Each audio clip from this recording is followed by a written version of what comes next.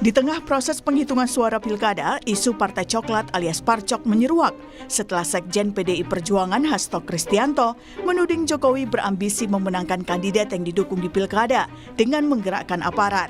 Hasto menyebut Partai Coklat dan penggunaan instrumen negara seperti bansos digunakan untuk memenangkan pilkada termasuk di wilayah Kandang Banteng. Istilah Parcok sendiri mengarah pada dugaan pengerahan aparat kepolisian untuk kerja politik elektoral.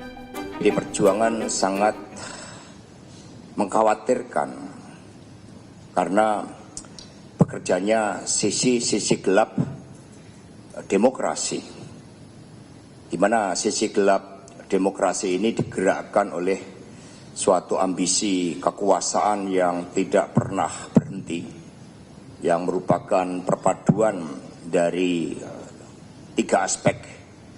Pertama adalah ambisi Jokowi sendiri, kemudian yang kedua adalah gerakan Parcok, Partai Coklat, dan yang ketiga PJ Kepala Daerah. Menanggapi tudingan tersebut, Presiden ke-7 Joko Widodo menyebut ada mekanisme di Bawaslu dan Mahkamah Konstitusi yang bisa membuktikan kebenaran. Dalam pilkada, Jokowi memang aktif mendukung sejumlah calon, mulai dari calon gubernur Jawa Tengah Muhammad Lutfi hingga calon gubernur Jakarta Ridwan Kamil. Tak hanya itu, Jokowi juga meminta soal tudingan Partai Coklat ditanyakan langsung ke cagup yang terkait. Salah satunya Bobi Nasution, calon gubernur Sumatera Utara yang juga menantu Jokowi. Tanyakan ke Pak Bobi. Pak, Bapak dituding Pak Hasto haus kekuasaan sehingga minta bantuan Partai Coklat, tanggapannya seperti apa, Pak? Tanya Pak Bobi. Pak, ini informasinya dari untuk Pilgub Jawa Tengah ini, Pak, ada pengerahan dari kepolisian aparat gitu. Ini bagaimana tanggapan Bapak? Ya, disebut Bapak yang membelakangi, Pak. Itu dibuktikan saja. Tuduhan karena kan ada dilaporkan saja ke Bawaslu, kan ada mekanismenya. Atau dibawa ke MK, kan ada mekanismenya. Ya. Soal tudingan pengerahan Partai Coklat di pilkada juga ditanggapi Partai Kebangkitan Bangsa (PKB). Wakil Ketua Umum PKB, Zazilul Fawaid, meminta Polri mengoreksi diri menyusul munculnya istilah Parcok atau Partai Coklat yang dikait-kaitkan dengan isu pengerahan aparat untuk pemenangan pilkada.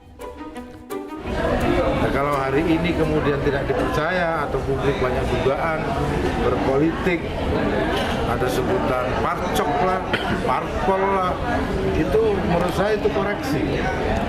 Harus didengar itu oleh institusi kepolisian. Bahwa itu tidak terbukti, mungkin saja tidak terbukti, tetapi itu sebagai dugaan, itu muncul berkali-kali. Lalu, benarkah ada Partai Coklat di Pilkada 2024? Tim Liputan, Kompas TV.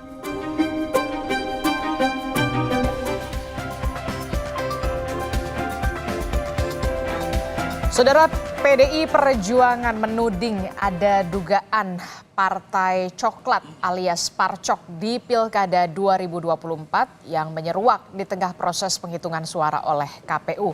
Istilah Partai Coklat sendiri menurut PDI Perjuangan, lagi-lagi saya harus menyebut menurut PDI Perjuangan, adalah diduga pengerahan aparat kepolisian untuk kerja politik elektoral. Benarkah Partai Coklat memainkan peran demi kemenangan salah satu paslon di pilkada menurut PDI Perjuangan? Kami akan bahas soal ini bersama dengan sejumlah narasumber yang sudah hadir melalui sambungan Zoom. Sudah ada Sekjen Pro Jokowi atau Projo Handoko yang nanti akan bergabung menyusul, tapi di studio kita sudah punya narasumber, ada pengamat kepolisian dari Institute for Security and Strategic Studies atau ISES, Mas Bambang Rukminto. Selamat pagi Mas Bambang Rukminto. Pagi. Kemudian juga ada Direktur Eksekutif Trias Politika Strategi, sudah ada Mas Agung Baskoro. Selamat pagi Mas Agung. Pagi Mbak Disti. Ya, dan kita terus masih menghubungi dari PDI Perjuangan, tapi sampai saat ini kita masih terus menghubungi PDI Perjuangan yang sampai saat ini belum bisa dihubungi begitu ya untuk membahas bagaimana tudingan dari PDI Perjuangan soal Partai Coklat atau Parcok ini. Tapi kita ada dengan Sekjen Pro Jokowi, Mas Handoko. melalui sambungan Zoom sudah ada Mas Handoko. Selamat pagi Mas Handoko. Selamat pagi Mbak, selamat pagi semuanya. Ya, ini ramai sekali begitu ya ketika PDI Perjuangan kemudian mengutarakan atau menyebut adanya dugaan, lagi-lagi ada dugaan soal Partai Coklat di Pilkada 2024 yang kemudian juga disebutkan Pak Jokowi ini dikatakan ada dugaan keterlibatan, lagi-lagi saya mengatakan ini dari PDI Perjuangan. Nah, kalau dari Projo sendiri meresponnya ini seperti apa? Ya, terima kasih, selamat pagi semuanya. Jadi ini kan muncul mungkin ya tuduhan mungkin lebih tepatnya ya, karena hasil dari pilkada di Jawa Tengah terutama itu yang kemudian kan tuduhan mengarah ke Pak Jokowi, kemudian dengan memobilisasi aparat segala macam yang kemudian muncullah istilah Partai Coklat itu. Jadi nampak sekali kalau bagi saya ini sebuah penyikapan atas kekalahan yang kemudian dengan mencari kambing hitam gitu. Ini mencari kambing hitam dan kemudian saya pikir juga kemarin sudah banyak respon bahwa ini sementara karena kalau kemudian belum ada pembuktian ya kita anggap ini hanya sekedar tuduhan yang silakan kalau kemudian ini dibawa ke ranah Bawaslu atau apa kan ada mekanismenya. Bahkan Pak Jokowi sendiri juga sudah menyampaikan responnya, ya silakan ada mekanismenya, ada Bawaslu atau bawa ke MK atau bagaimana lah. Kita kan sudah punya kerangka untuk itu. Jadi cuman saya yang mau saya garis bawahi adalah respon-respon seperti ini saya pikir tidak perlu tersampaikan dan sangat gegabah kemudian menuduh ini Partai Coklat ini dimobilisasi sehingga menggerakkan semua. Jadi menurut Anda Mas Handoko ini merupakan tuduhan yang tidak berdasar ya, kalaupun harus dibuktikan. Sangat tidak berdasar ya, dan karena susah sekali. Sementara kan juga tidak semua kepala daerah ini kan konfigurasinya beragam ya. Ya kan di sini mungkin sebuah partai A dengan partai B saling berhadapan, tapi di titik lain nanti kemudian mereka bersama-sama di satu kontestasi menang, di satu kontestasi yang lain kalah, terus kemudian mengeneralisir ini dengan tuduhan ada mobilisasi besar-besaran, apalagi oleh Pak Jokowi ya, yang sekarang bukan lagi menjabat sebagai presiden, tetapi beliau sekarang juga sudah sebagai rakyat biasa gitu Mbak. Jadi ini saya pikir hanya upaya mencari kambing hitam aja. Jadi kalau menurut Anda dari Projo sendiri ini merupakan upaya untuk mencari kambing hitam ketika ada kekalahan PDI Perjuangan di beberapa wilayah begitu Mas Handoko? Iya. Jadi seperti itu.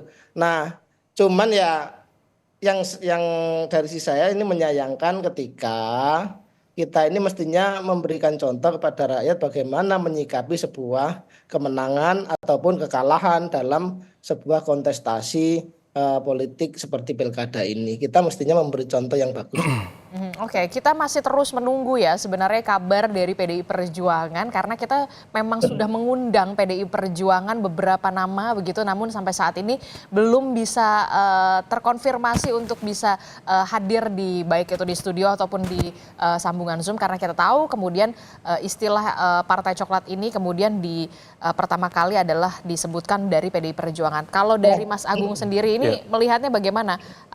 Kalau dari Projo sendiri ini merupakan tadi dikatakan ya mencari kambing hitam lah semacam itu istilahnya begitu. Nah kalau dari sisi politiknya sendiri bagaimana Mas Agung melihat? Ya pilkada ini kan sebenarnya uji magnet figur ya. Jadi personal paslon yang dituntut untuk lebih baik rekam jejaknya, visi misinya, program kerjanya, bahkan ketika di masa kampanye dia harus punya banyak inovasi agar para pemilih tertarik untuk memilih kandidat yang bersangkutan. Nah ketika ada arahan ini ada kaitannya ya, ada parcok ya, maka saya melihat secara institusional bahwa setiap paslon itu kan didukung oleh koalisi besar. Apakah memang atas nama PDIP, apakah atas nama Kim, Hampa Plus atau Kim Plus seperti itu. Jadi secara institusional ini yang harus dilihat, dan kalau memang ada arahan pelanggaran-pelanggaran maka secara normatif memang tindak lanjutnya ada di Bawaslu ataupun MK seperti itu. Termasuk yang keterlibatkan atau intervensi kekuasaan ya. baik yang sifatnya langsung ataupun tidak. Apakah memang nanti ketika ditemukan pelanggaran-pelanggaran itu, maka ya otomatis Bawaslu atau MK bertindak. Tapi ini lagi-lagi harus ada inisiatif dari paslon yang bertanding. Cuman kan problemnya kemudian PDIP sebagai institusi kemudian menarik ini menjadi masalah PDIP dengan pemerintah yang memimpin hari ini seperti itu. Jadi saya kira ini perlu dibuktikan, perlu ditindaklanjuti agar tidak menjadi isu yang liar. Jadi bola liar begitu ya, Kak? Persis. Karena kalau misalkan hanya sebatas statement, karena itu statement yang panjang ya, 37 menit saya lihat berulang kali. Dan memang ada beberapa nama yang disebut cukup sensitif yang disebut, ada dari Kapolri, ada dari ex-presiden kita Pak Jokowi, seperti itu. Dan para pihak lain yang terkait secara langsung ataupun tidak. Tapi di luar itu semua saya menganggap ini masukan dari PDIP. Alarm ini penting juga kita nyalakan untuk memastikan apa check and balances itu bekerja. Dan saya kira dengan posisi semacam ini dalam artian sesungguhnya PDIP ingin mengafirmasi bahwa dia berada di luar pemerintahan dan dia siap untuk mengawasi seluruh jalannya pemerintahan baik di nasional maupun di pilkada maupun di ranah-ranah yang lain. Jadi justru kalau Anda melihatnya ini sinyal mempertegas kemudian PDI Perjuangan positioningnya ada di luar pemerintahan. Persis. Dan ini kan keras sekali sebenarnya statementnya, arahannya, alarmnya gitu. Dan saya kira ini harus ditindaklanjuti dengan arahan-arahan yang lebih konstruktif gitu. Jadi di saat yang sama PDIP kita tunggu statement lanjutannya, pembuktiannya. Tapi di saat yang sama kita sebagai masyarakat harus bersyukur PDIP memilih jalan di luar pemerintahan untuk memastikan demokrasi kita berjalan pada tempatnya seperti itu. Oke, kalau dari Mas Bambang Rukminto sendiri melihatnya bagaimana dengan adanya statement dari PDI Perjuangan ini yang kemudian ada istilah parcok dalam tanda kutip yang lagi-lagi itu statementnya dari PDI Perjuangan. Ya, kita memang sangat sedih sekali ya ada istilah parcok ya. Ini tentu akan mendegradasi moral dari kawan-kawan di kepolisian yang memiliki semangat idealisme gitu, seperti itu. Bahwa ada indikasi terkait oknum-oknum dalam tanda kutip yang digerakkan untuk memenangkan paslon itu memang dirasakan di masyarakat gitu loh. Ada upaya secara dalam tanda kutip terstruktur ya, karena ada kalau kita melihat di beberapa daerah ada pemanggilan kepala desa oleh kepolisian untuk memenangkan calon yang seperti kemarin saya dengar seperti itu. Tetapi ini masih belum tersampaikan ke Gakumdu gitu loh. Ini yang menjadi sedikit penyesalan kita ya, kenapa tidak segera dilaporkan ke Gakumdu. Tetapi ini problemnya kan bukan hanya sekedar normatif prosedural, tapi lebih substansial. Bagaimana membangun iklim demokrasi yang baik ketika aparatur negara itu terlibat dalam politik praktis seperti itu. Makanya ini harus menjadi momentum bagi semua pihak dan terutama adalah negara ya, bagaimana menjaga kepolisian kita sebagai ujung tombak penegakan hukum ini untuk tidak berpihak pada salah satu paslon. Karena kalau kita melihat memang dalam kontestasi pilkada kemarin ada beberapa calon yang dari kawan-kawan kepolisian atau mantan kepolisian atau keluarga besar kepolisian seperti itu. Makanya memang ini bukan sekedar upaya normatif prosedural saja, tetapi lebih substansif bagaimana menjaga kepolisian kita agar ke depan lebih bagus, lebih objektif dan lebih netral, bukan hanya sekedar omon-omon, sekedar seremonial saja untuk tanda tangan bersalaman dengan fakta integritas dan sebagainya seperti itu, tapi lebih substansial untuk menjaga jarak terhadap kepentingan politik praktis, politik kekuasaan seperti itu. Jangan hanya sebatas kemudian hanya seremonial begitu fakta integritas bahwa memang harus netral dan segala macam begitu. Tapi kemudian kita tahu kalau memang ini bisa menjadi upaya korektif juga nggak dari pihak kepolisian untuk bisa dalam tanda kutip bersih-bersih di internalnya? Ya, kalau saya melihat upaya perselingkuhan, ya saya melihat seperti itu. Perselingkuhan polisi dengan politisi ini sudah berjalan pasca reformasi. Di Orde Baru perselingkuhan aparat ABRI dengan kekuasaan juga sudah kental. Makanya ini diulang lagi di pasca reformasi. Memang kalau saya melihat sejak 2004 pun ada upaya-upaya ke arah sana, tetapi 2019 sampai 2024 ini semakin masif dan semakin vulgar seperti itu. Makanya ini kan harus ada tanggung jawab negara ya untuk menjaga menjaga netralitas aparatur negara seperti itu. Jangan sampai Bayangkara kita ini sebagai Bayangkara negara menjadi Bayangkara penguasa. Saya melihat seperti itu. Dan inilah kalaupun ini sudah ada, kalaupun PDI perjuangkan dengan mengeluarkan statement seperti itu, memang sudah harus ada jalurnya begitu ya, bisa ke MK atau ke Bawaslu begitu? Ya, menurut Mas Agung? Harusnya inisiatif paslon langsung ya kalau harusnya inisiatif paslon ketika memang ada dugaan gejala-gejala anomali politik di lapangan yang sifatnya tadi ya terstruktur, sistematis dan masif, karena kan contohnya udah disampaikan tuh, ada di Banten, Jawa Tengah, Jawa Timur, kemudian di Sultra, terus juga ada di Sumatera Utara. Ada 5 provinsi strategis yang itu ditemukan anomali dari press conference yang dilakukan oleh PDIP seperti itu. Sehingga memang itu harus menjadi inisiatif paslon. Misalkan di Bawaslu itu mestinya cepat dilakukan sehingga bisa di-endorse pemungutan suara ulang misalkan. Nanti dalam kaitannya sengketa proses. Kemudian kalau misalkan tidak bisa di follow up di Bawaslu, naik ke MK. Kita ngomong sengketa hasil. Apakah ada memang gejala-gejala secara terstruktur, sistematis dan masif pelanggaran-pelanggaran yang terjadi? Nah, saya kira di titik itu, di fase sekarang ini, paslon-paslon yang disebutkan tadi daerahnya, 5 daerah strategis itu, saat ini harus segera mengumpulkan saksi-saksi, bukti-bukti yang kokoh, yang kuat, yang solid, supaya apa? Klaim PDIP tadi memang ada ujungnya. Jangan sampai tadi, ini liar, menjadi bola salju yang justru membuat situasi kohesivitas sosial politik kita malah terganggu seperti itu. Jadi memang kalau menurut Mas Agung sendiri, tapi kenapa begini ya? Justru malah partai pengusungnya, kenapa bukan paslonnya? Alasannya kenapa gitu? Ini kan juga jadi pertanyaan juga dong. Kan yang bertarung paslonnya, sosok figurnya. Betul. Dan gitu bukan kan hanya PDIP yang mengusung, misalkan dalam beberapa kasus ada koalisi dengan partai lain. Nah, kenapa yang paling paling vokal, paling mengemuka adalah PDIP, dan saya kira ini juga bisa dibaca secara elektoral. PDIP ingin tetap punya posisi tawar yang strategis sehingga nanti ketika ada hal-hal yang perlu dinegosiasikan dengan pemerintah, PDIP masih tetap berada di tengah-tengah masyarakat, berada di luar pemerintahan dan punya posisi tawar yang saya kira bisa jadi alternatif atau referensi publik untuk melihat bagaimana arah bangsa ini ke depan seperti itu. Oke, kita lagi-lagi harus mengatakan kita masih menunggu konfirmasi dari PDI Perjuangan sebagai narasumber.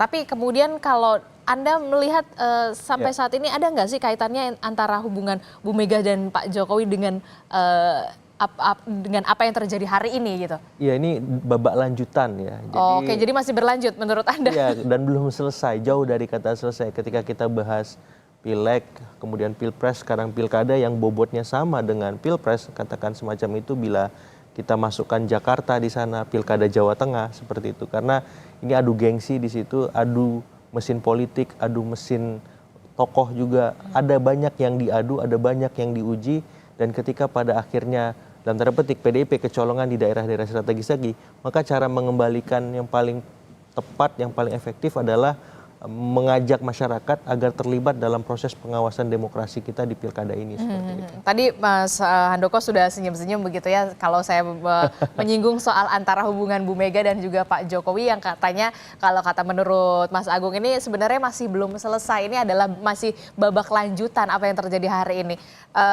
Respon Anda Mas Handoko? Ya, saya sih kalau soal itu tidak banyak berkomentar ya, tapi saya ingin balik, itu kan terjemahan ya, bacaan orang bagaimana, kan juga itu semuanya, oh ini analisisnya karena pertarungan Pak Jokowi dengan Bu Mega segala macam, silakan lah. Tetapi saya begini, saya mau balik lagi ke topik ya. Saya pikir semua itu setuju, kita semua setuju bahwa negara ini, demokrasi di negeri ini pengen dibangun dengan cara-cara yang baik, dengan situasi yang baik. Maka saya setuju tadi misalnya dengan bahasa bagaimana kita meningkatkan partisipasi publik, ya kan, bagaimana kemudian kontrol terhadap aparat atau siapapun yang punya peluang untuk melakukan kecurangan atau intervensi dalam pemilihan kepala daerah ataupun pemilu yang lain itu bisa terjadi. Jadi saya pikir cuman ini memang perlu penjelasan lebih lanjut dari kawan-kawan yang melontarkan tuduhan soal parcok ini. Ya kita kan nggak bisa ngomong kemana-mana ini begitu kalau kemudian ini memang ada bukti-bukti yang diajukan, ada sengketa yang kemudian digelar segala macam, baru kita bisa melakukan diskusi lebih lanjut. Karena ini betul-betul baru tuduhan yang ini ada parcok yang digerakkan oleh Pak Jokowi sehingga kemudian di Jawa Tengah PDI Perjuangan kalah, kan begitu konstruksi pemikiran yang dilontarkan. Dan ini saya pikir silakan daripada kemudian ini jadi sekedar rumors yang saya pikir tadi nampak sekali seperti mencari kambing hitam dan menjadi bola liar yang nggak jelas ujung pangkalnya, ya mendingan ini dilakukan proses-proses yang semestinya lah. Gitu, yang memang sudah ada jalurnya ya. Kalau misalkan mau ke MK bisa lewat sengketa pemilu begitu ya, atau sengketa pilkada begitu menurut Anda? Ada Bawaslu, kalau kemudian ya saya sudah jelaskan, kalau ada misalkan menemukan di lapangan ya silakan dilakukan upaya itu. Kalau kemudian nanti di hasilnya pun ternyata masih nggak cocok, ada lagi mekanisme di MK. Seperti itu. Daripada kemudian saling tuduh, ya kita nanti yang saya khawatirkan adalah justru rakyat ini kehilangan kepercayaan kepada pemimpin-pemimpin, kepada kita-kita yang kemudian melakukan yang menjadi motor dari urusan politik nasional ini. Begitu kira-kira Mbak. Tapi kalau dikatakan kemudian kemenangan ini karena juga efek Jokowi yang kemudian begitu terasa di Jawa Tengah, Anda mengamini kan? Saya setuju.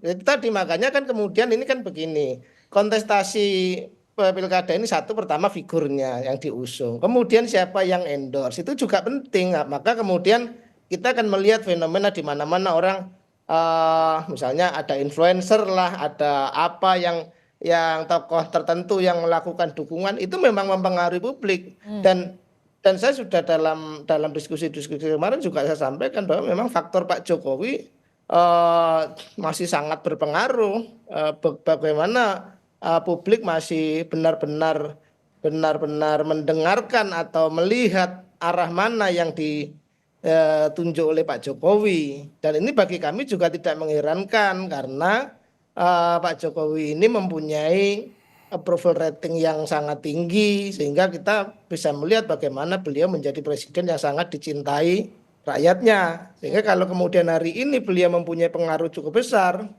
dan kita juga mahfum kalau di Jawa Tengah itu Pak Jokowi sangat berpengaruh karena memang basisnya kan di sana, asalnya dari sana, basic culture-nya bener-bener nyambung, kira-kira begitu. Itu betul Mbak. Ya.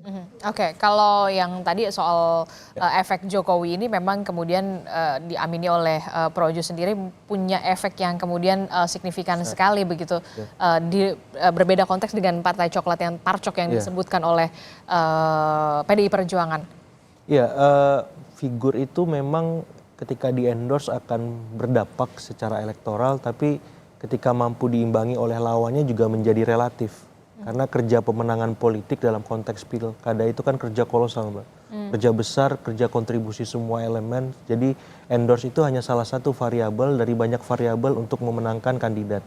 Dalam artian misalkan di udara itu kerja-kerja teman-teman media membuat konten supaya viral. Kerja-kerja di darat, belusukannya kandidat yang intensif. Kerja-kerja relawan melakukan door-to-door campaign ke rumah-rumah. Kemudian ada canvassing ke seluruh tempat, menyebar APK seperti itu. Jadi ini kerja kolosal, belum lagi lini kampanye yang lain yang terlibat. Jadi ketika ada Jokowi efek bekerja misalkan di Jakarta atau di Jawa Tengah, sebenarnya bisa diimbangi oleh misalkan Megawati efek atau Ganjar efek. Dan efek-efek yang dimiliki oleh PDIP, karena kan PDIP dan tokoh-tokoh mereka dibesarkan di sana. Artinya ini bisa diimbangi sebenarnya. Sehingga ketika ada istilah parcok tadi, ini perlu diuji klaimnya, validitasnya, supaya apa? Supaya memang benar-benar terang benderang semua hal, dan PDIP di sini dituntut Kalau nggak ini bisa menjadi bumerang politik bagi PDIP sendiri. Ya karena akan dilihat apakah calon-calon PDIP yang menang, cara menangnya gimana. Misalkan, bagaimana kemudian pembuktian ketika PDIP di periode sebelumnya ikut pilkada, ikut pileg, ikut pilpres, apakah memang ada kekuatan-kekuatan lain yang terlibat seperti. Jadi maksud saya supaya ini tidak menjadi bola liar yang akhirnya kembali ke PDIP. PDIP jadi backfire sendiri. Betul, harus menjelaskan karena PDIP kan sebelumnya berkuasa 2 periode. Dan sekarang ada pemerintahan baru yang baru berkuasa. Ini kemudian dalam tanda petik dikritik, diserang habis-habisan. Nah, ketika ini dibalik ke PDIP, apakah PDIP siap menerima serangan itu? Apakah PDIP siap juga melampirkan bukti-bukti supaya apa? Supaya ini menjadi debat atau diskurs yang sehat, memberikan bukti, memberikan data-data, ya supaya apa? Supaya masyarakat tercerdaskan. Sebenarnya ini duduk persoalannya seperti apa? Dan supaya benar-benar clear dan juga jelas begitu ya, masyarakat juga Dan melihat pihak kepolisian jadi tahu untuk mengkoreksi diri mereka, melakukan evaluasi di internal. Kita salah di mana, kita perbaiki, dan ini diskusi yang sehat menurut saya, dan dalam iklim demokrasi ini perlu dan penting untuk terus kita lakukan. Seperti itu.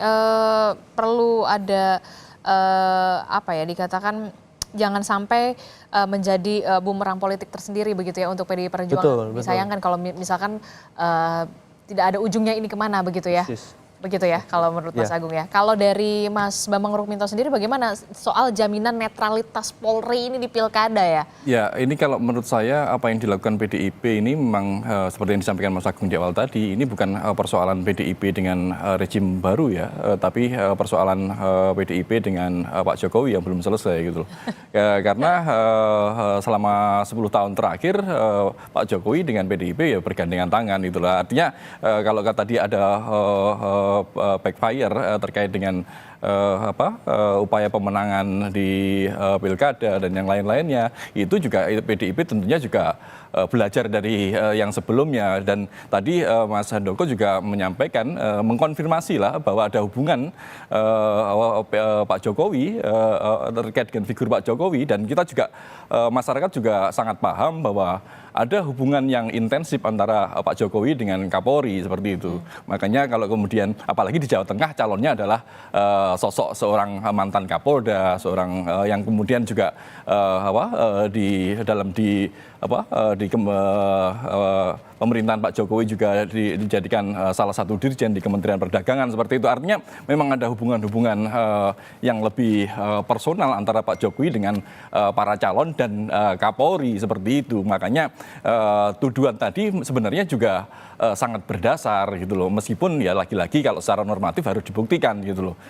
Tapi kalau saya melihat ini bukan soal menyelesaikan secara normatif prosedural, tapi lebih substansial tadi, bagaimana menjaga kepolisian ke depan agar tidak tergoda dengan permainan politik praktis terkait dengan pemilihan kepala daerah maupun pemilihan pilpres maupun pemilu di masa mendatang. Karena kalau tidak ditata mulai sekarang, kekuasaan itu akan selalu menggunakan berbagai cara dan memanfaatkan semua resource termasuk aparatur negara seperti itu, dan inilah yang dirasakan PDIP, dan bisa jadi PDIP juga belajar dari pemilu-pemilu sebelumnya seperti itu.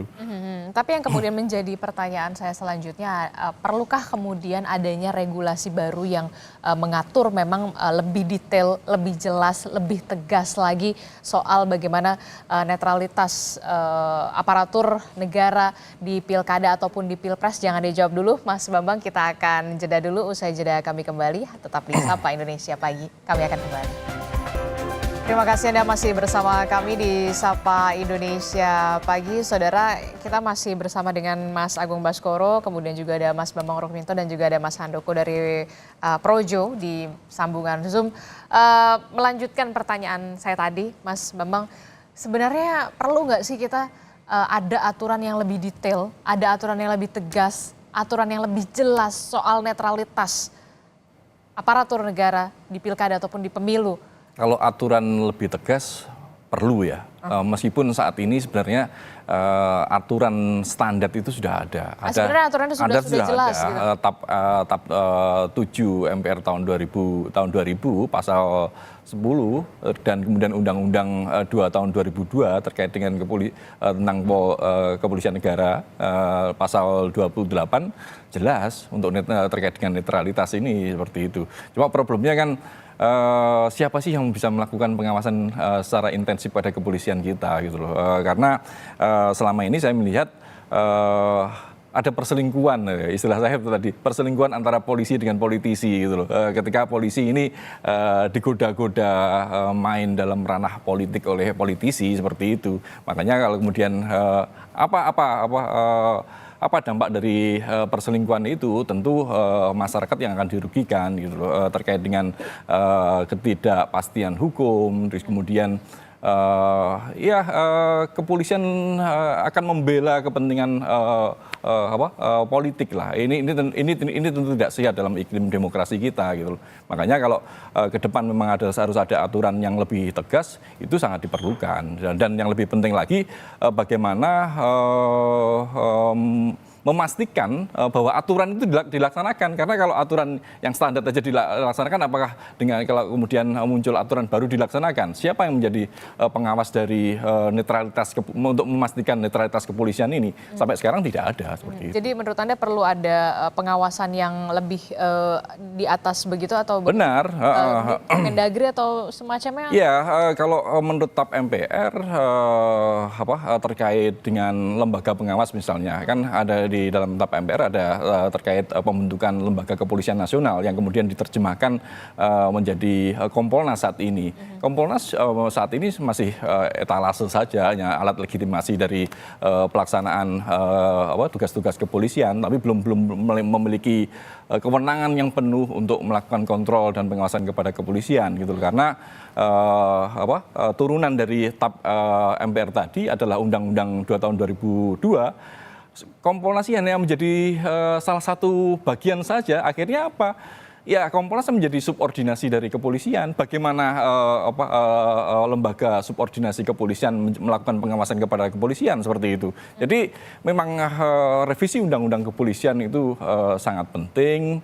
Dan yang lebih penting dalam revisi itu nanti adalah bagaimana membangun kontrol dan pengawasan yang lebih kuat terkait terhadap kepolisian. Kalau tidak, ya perselingkuhan polisi dengan politisi itu akan terus terjadi, dan ini membahayakan negara kita. Jadi menurut Anda perlu tetap ada revisi soal aturan ini, yang kemudian yang lebih mengatur lebih tegas dan juga lebih komprehensif soal ini. Harus ada pertanggungjawaban lah, upaya untuk pertanggungjawaban terkait dengan pelaksanaan pengamanan pemilu. Kalau saya melihat sekarang ini kalau kita melihat kondisi sekarang, bagaimana pemilu ini, ya semuanya aman-aman saja. Tetapi kan secara substansi ada problematika yang harus kita bedah di situ. Ada ketidaknetralan aparat di situ. Kalau sekedar aman, masyarakat di sini sangat toleran kok gitu. Makanya ketika nyaris tidak ada kerusuhan, seperti itu. Oke, lagi-lagi saya harus mengatakan kami masih terus menghubungi dari PDI Perjuangan, tapi sampai saat ini juga masih belum ada konfirmasi dan juga dari PDI Perjuangan. Saya ke Mas Agung. Mas Agung, kalau dari segi politik dampaknya ini akan seperti apa nih 5 tahun depan, khususnya untuk kepala daerah ya? Kalau dengan adanya kayak gini-gini. Saya menyambung tadi, sebenarnya PDIP ini kan punya banyak anggota DPR RI di beragam komisi ya. Ini bisa saja nanti ditindaklanjuti dengan memanggil ya para pihak terkait yang disebutkan dalam statement mereka di press conference kemarin. Apakah itu pihak kepolisian, Kementerian Dalam Negeri, ataupun pihak-pihak terkait yang memang ditengarai disebut dalam press conference PDIP tadi ada cawe-cawe parcok seperti itu. Karena ini harus terang, harus jelas supaya masyarakat juga bisa bersikap, bisa terlibat di poin-poin apa, di sisi-sisi yang mana. Karena kalau ini dibiarkan nih akan menjadi bahaya laten ke depan yang membuat ya demokrasi kita akan sangat sulit berkembang dan menjadi berkualitas seperti itu. Nah, kalau ditanya dampaknya ke depan seperti apa, nah saya kira sistem demokrasi kita yang terancam. Kalau terjadi mobilisasi aparat, apakah itu ASN, TNI, Polri maupun sejenisnya ya. Karena demokrasi yang terjadi ya prosedur saja, kita melaksanakan pemilu setiap 5 tahun sekali, tapi bobotnya, kualitasnya tidak berkembang dan malah terus menurun. Nah kalau sudah begini ya wajar kalau masyarakatnya apatis ya. Wajar kalau ada statement istilah political fatigue ya, jadi orang yang lelah berpemilu, berdemokrasi, karena terus mencoblos tapi nggak ada dampaknya kepada dirinya. Jangan sampai kemudian partisipasi pemilih itu turun, dan itu sudah terjadi. Sudah terjadi beberapa wilayah, salah satunya adalah di Jakarta. Kan reflektif, harus semuanya berefleksi untuk memastikan bahwa kualitas demokrasi kita naik, partisipasi juga, calon-calon berkualitas, proses demokrasinya berpemilu juga semakin oke gitu. Nah ini tugas semua pemerintah dan DPR khususnya. Kemudian bagaimana bisa ya dalam tanda petik merevisi paket undang-undang politik itu, mulai dari aturan mainnya, bagaimana proses mainnya, kemudian ketika ada pelanggaran, sengketa dan seterusnya. Jadi semua pihak yang terlibat itu merasa diakomodir, dan ini penting dilakukan sekarang. Kenapa? Karena pemilunya sudah digelar, tidak ada kepentingan yang mengemuka di sini, sehingga pembahasan undang-undangnya diharapkan bisa lebih objektif, lebih proporsional dan profesional seperti itu. Jangan sampai tadi benar, jangan sampai kemudian publik merasa lelah dan partisipasi pemilih semakin menurun. Itulah yang kemudian jangan sampai ya mau milih atau enggak jadi sama aja gitu, gini-gini aja gitu, nggak ada perubahan, ya kan? Persis. Oke. Nah, saya ke Mas Handoko. Mas Handoko, kalau langkah politik dari Pak Jokowi sejauh ini akan seperti apa arahnya nih? Karena kan kita tahu tokoh-tokoh yang dalam tanda kutip di-endorse oleh Pak Jokowi ini untuk wilayah-wilayah ini menang nih, Mas Handoko. Ya. Kalau Pak Jokowi sendiri kan ya beliau sudah selesai ya, sekarang sudah tidak bertugas lagi, artinya secara formal tentu bagi Pak Jokowi sudah tidak ada lagi yang akan diraih berikutnya kan begitu kan. Makanya kalau kemudian kita ngomong Pak Jokowi ke depan, kita belum bisa bicara lah hari ini saya pikir. Cuman memang kemarin kalau dalam kontestasi pilkada kita melihat bagaimana Pak Jokowi juga mendukung calon-calon kepala daerah, dan saya pikir itu hal yang wajar saja karena posisi beliau sudah bukan lagi sebagai presiden, dan juga beliau mempunyai pengaruh yang cukup signifikan ke berbagai kalangan di Republik ini, di masyarakat juga sangat diterima, sehingga memang mempengaruhi preferensi pilihan politik dari masyarakat. Tapi kalau bagaimana Pak Jokowi ke depan, ya sementara kita bilang Pak Jokowi ya pensiun, pulang ke Solo gitu kan. Berikutnya ya kita belum tahu lah. Nanti kalau sudah ada sinyal-sinyal barulah kita spill nanti Mbak gitu. Kira-kira seperti itu, kita belum bicara, masih terlalu pagi untuk masih bicara. terlalu pagi ya, apalagi kalau untuk membahas 2029 kalau misalkan nanti Projo jadi partai atau gimana gitu kan, kita nggak pernah tahu gimana Mas Handoko, sudah ada ke arah sana. Ya kami ini gini Mbak, kalau soal Projo ini kan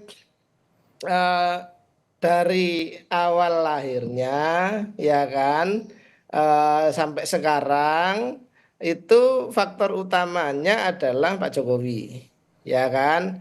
Tentu kami akan bicara dulu bagaimana transformasi Projo ke depan, karena bagaimanapun Projo yang hari ini tentu adalah hasil dari transformasi dari proses yang dulu di 2013 kita ngumpul bentuk kelompok relawan, terus kemudian jadi ormas, kita mengembangkan struktur sampai ke seluruh daerah. Nah setelah sekarang Pak Jokowi tidak lagi jadi presiden dan kemudian konfigurasi politik hari ini seperti ini, bagaimana transformasi Projo berikutnya? Tentu ini lagi kita pikirkan juga, dan yang terutama adalah kami pasti juga akan sangat mendengarkan apa nanti yang akan menjadi arahan Pak Jokowi bagi kami. Tapi ini kami belum sampai ke situ karena ya pilkada belum selesai, ya kan.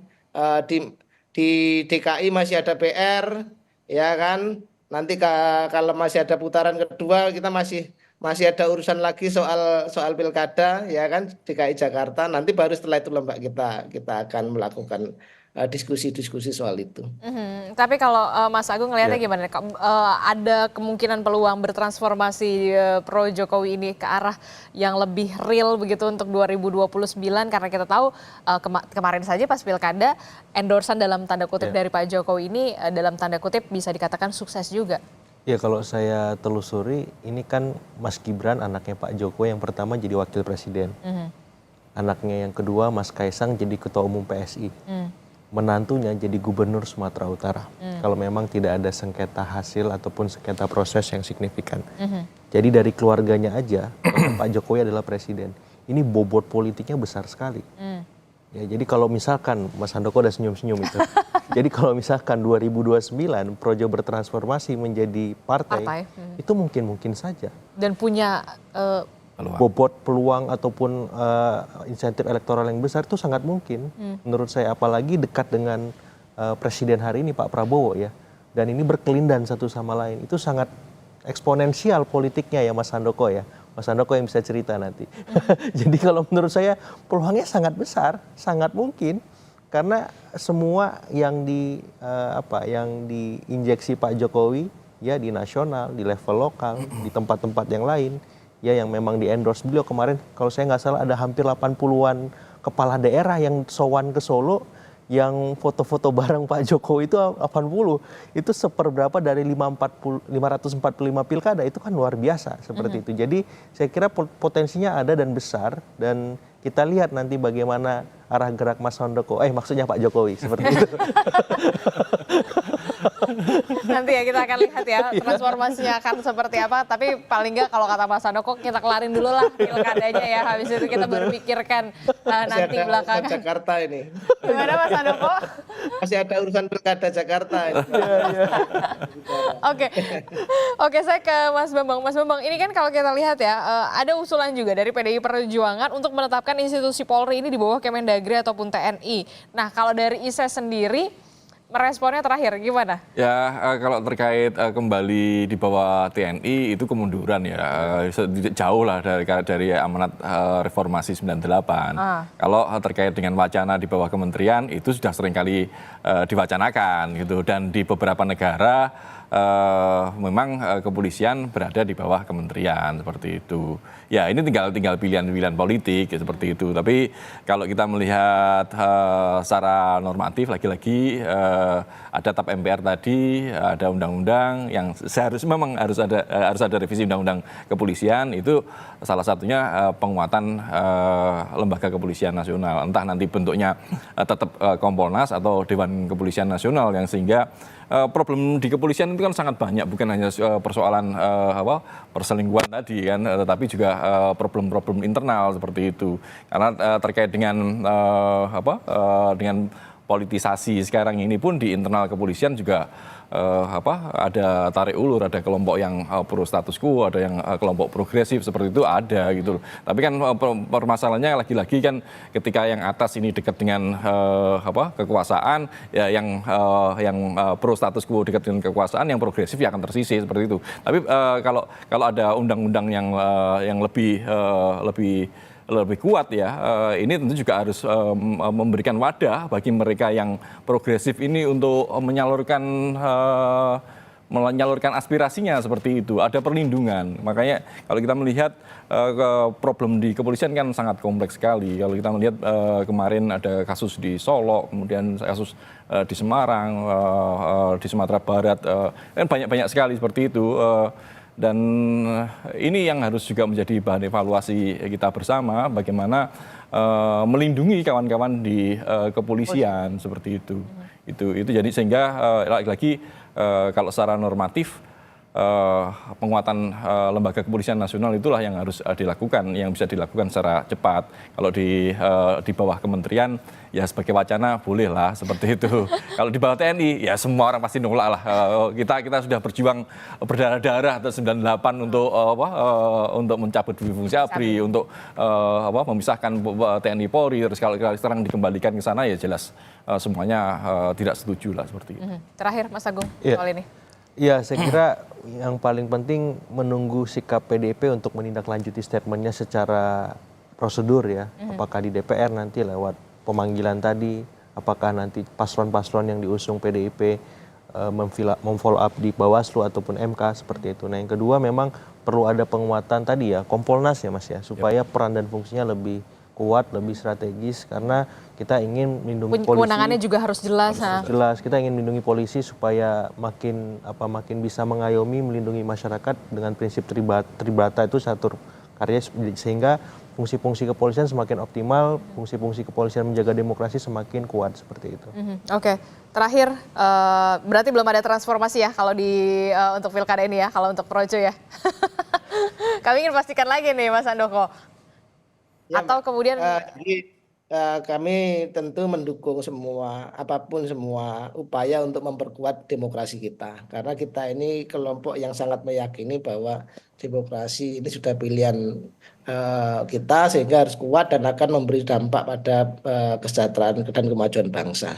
Tetapi saya juga ingin sampaikan bahwa marilah kita ini melakukan penyikapan yang baik terhadap semua proses pilkada ataupun pemilu yang terjadi dan tidak kemudian sekedar asal kemudian kita melontarkan tuduhan yang kemudian jadi bola liar dan ini justru saya pikir berkontribusi negatif bagi pembangunan demokrasi itu sendiri. Itu Mbak. Oke, padahal kita tetap menunggu dari tadi, begitu ya, dari segmen awal kita dialog sampai akhir hari ini, kemudian PDI Perjuangan kita sudah undang beberapa nama, tapi kemudian sampai saat ini belum ada yang bisa hadir di dialog kita pagi ini. Tapi tidak apa-apa, terima kasih Mas Handoko, Mas Agung, Mas Bambang Rukminto, terima kasih telah bergabung bersama kami di Sapa Indonesia Pagi.